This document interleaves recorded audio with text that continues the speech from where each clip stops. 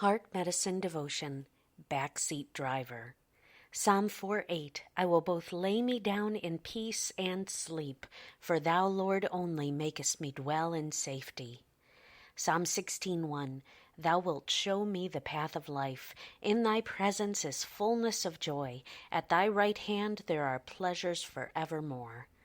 Isaiah 42:16. And I will bring the blind by a way that they knew not. I will lead them in paths that they have not known. I will make darkness light before them, and crooked things straight. These things will I do unto them, and not forsake them. Scripture reading, Matthew 8:19-32. When it comes to road trips, I think I'm a pretty good passenger.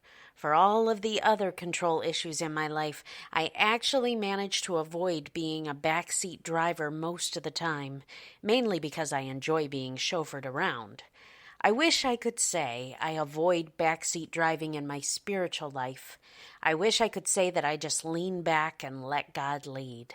But in my flesh, I want the wheel, and I want to know where we're going. I want to know when we're going to get there, and I want the power to recalculate when the road gets rough.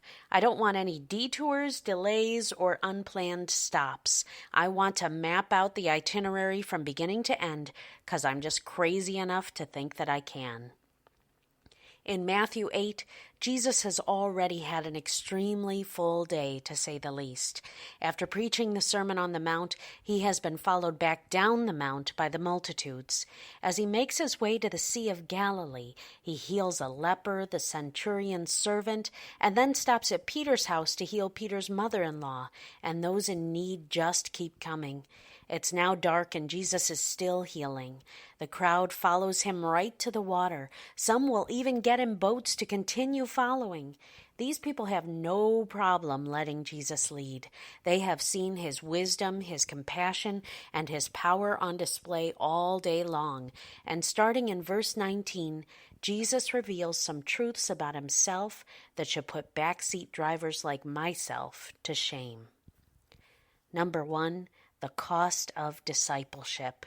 In verse 19, Jesus tells a would-be follower that the Son of Man has no place to lay his head. Although Jesus possessed untold riches in heaven, he walked this earth with virtually nothing to his name and relied on his Father for each day's provision. Backseat drivers don't like surprises, and if you're like me, you want to know where everything is coming from.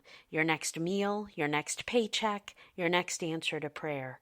But Jesus confirmed that the cost of discipleship is dependency, because dependency is the fertile ground that grows our faith. Number 2, the calm in the storm. In verses 23-27, Jesus is sleeping while the disciples are panicking. A terrible storm has come up, so terrible that Matthew tells us the ship was covered with the waves. The storm doesn't wake Jesus. The disciples do. With one command, he stops the storm, and the disciples are stunned. He told them they had little faith. But more than 2,000 years later, how much more reason do you and I have to stop questioning the power and sovereignty of God? Number 3, the conquering of evil. On the other side of the sea, Jesus is confronted by 2 demon-possessed men. After acknowledging Jesus as the Son of God, a truth even the disciples were just starting to wrap their heads around, the demons make another telling reference. Art thou come hither to torment us before the time? They're referring to the prophecy and the promise of Revelation 20, where death and hell are finally cast into the lake of fire. They knew that their time was short and God was sovereign. They knew Christ would conquer them one day, and we should know that we are more than conquerors in him. Today, I'm stretched out in the back seat of life. I'm wearing a t-shirt that says blessed, and I'm feeling it. In this very moment, the view is incredible, and I refuse to worry about the road ahead because I know the driver has everything under control.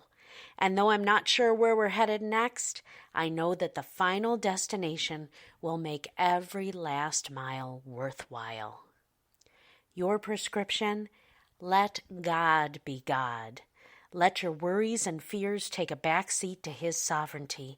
Ask Him to help you to trust Him and let Him determine the course of your life, moment by moment, day by day, and so on. Remember who He is. Remember how far He has brought you, and remember to enjoy the ride. God bless you.